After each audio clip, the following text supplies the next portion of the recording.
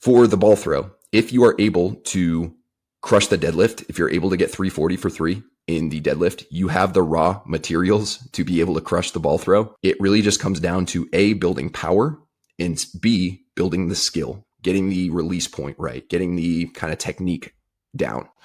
So to build power, you need to have a good solid baseline of strength, which if you can do the deadlift to max, you do have that good solid baseline of strength, posterior chain strength, leg strength.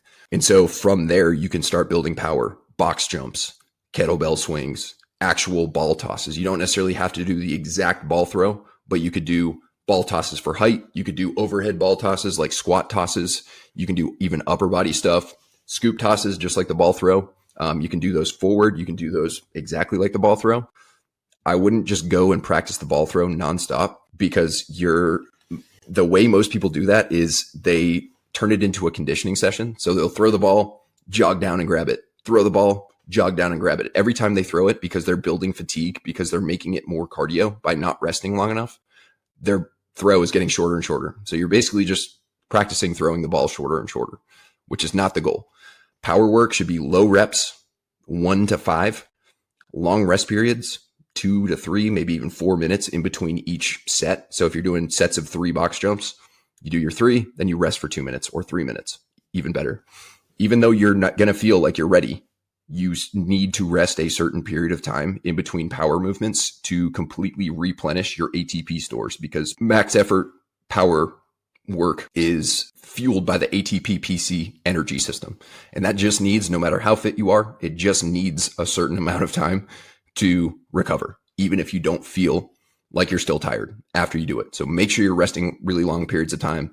You can do a lot of sets. I mean, you could do like 10 sets of 3 box jumps with long rest periods in between, or you could go and do some sort of mobility exercise in between, or non-power exercise. Not perfect, not ideal.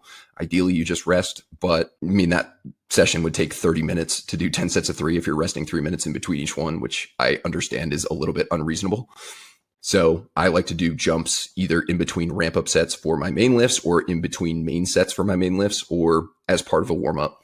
You want to do power stuff when you're fresh, because like I said, fatigue is not your friend. You don't want to make it into a conditioning workout. So try and do power mostly at the beginning of your workouts. And then from there, it all comes down to skill, which comes from practicing. So say you have a ACFT coming up in 10 days or 2 weeks. Every couple of days, go out and practice and get that timing down. But make sure when you're practicing, you're, like I said, not just throwing the ball, running and get it, throw the ball, run and get it. You're actually resting in between each one.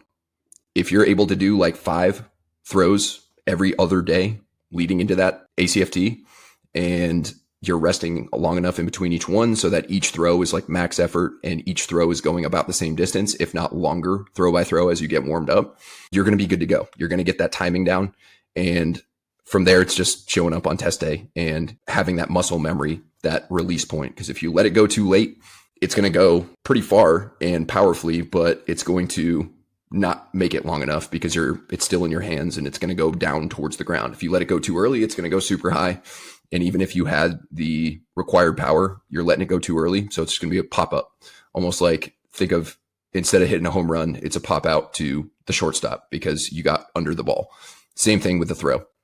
So just getting that timing down and building that skill, cementing it into muscle memory, and you should be good to go. But honestly, most people don't go about this the right way. They make things conditioning, or all they do is just practice the ball throw over and over and over again. They throw it the same distance, which, oh, by the way, that distance is just not long enough, and you're not going to get anything out of that. So you actually want to do jumps, throws, Olympic lifts if you're proficient at them, and do them properly, maybe a few days per week, beginning your workout, long rest periods, low reps, and you can do quite a few sets if you want, but you don't necessarily need to, and you're going to be golden. So that is the way I would go about smashing the plank and the ball throw.